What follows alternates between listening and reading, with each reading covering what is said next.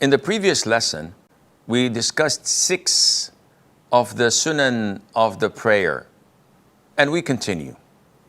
Number 7, to recite after the Fatiha a surah. Abu Hurairah, may Allah be pleased with him, said, whoever recites the Fatiha, this suffices him. And whoever adds to that, that would be better. And this was agreed upon. So, if a person prays Dhuhr prayer, in the 4 rak'ahs, he only recites the Fatiha, which is a pillar, and that's it, and goes straight to ruku'. His prayer is 100% valid.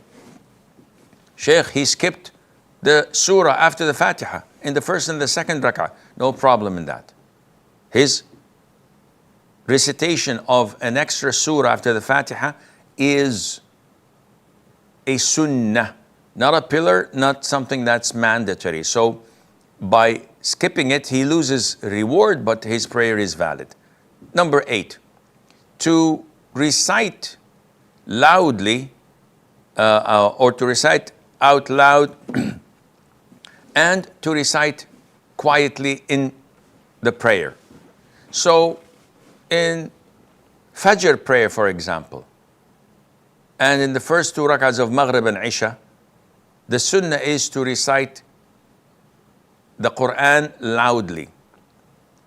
And all the other rak'ahs, like in the 3rd and 4th rak'ah of Dhuhr, Asr, and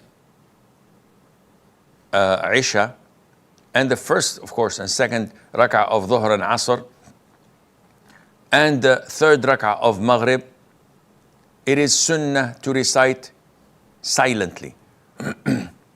And Abu Hurairah said, may Allah be pleased with him, that in every single prayer there is a recitation of the Quran.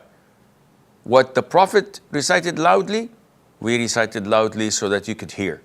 And what he recited silently, we recited silently so that you would follow suit.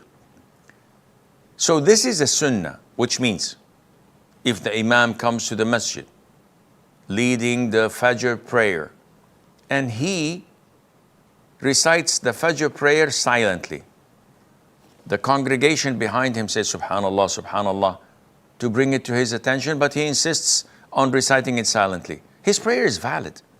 Their prayer is valid because he skipped the sunnah. Of course, this is not advisable, but the prayer is valid. And if an imam comes to Dhuhr and starts to recite loudly in the 1st and 2nd rak'ah of Dhuhr, again, the prayer is valid, but he has skipped the sunnah. Number 9, to hold the knees with the hands, or to place the hands on the knees with the fingers spread apart when bowing, and keeping the back straight with the head in line with the back. So the way we make ruku' is that we have our backs straight, not tilted down and not semi-bowing, rather trying to have it parallel to the ground. And the sunnah was that if someone would to place water on the back of the Prophet ﷺ, it would stay still. And the head should also be in line with the back. So not bowing too much down, tilted, and not raising it up.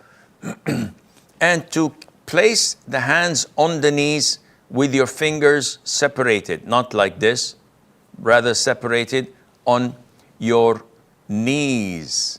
And this is the instruction of the Prophet ﷺ, as per the hadith of Abdullah ibn Umar, may Allah be pleased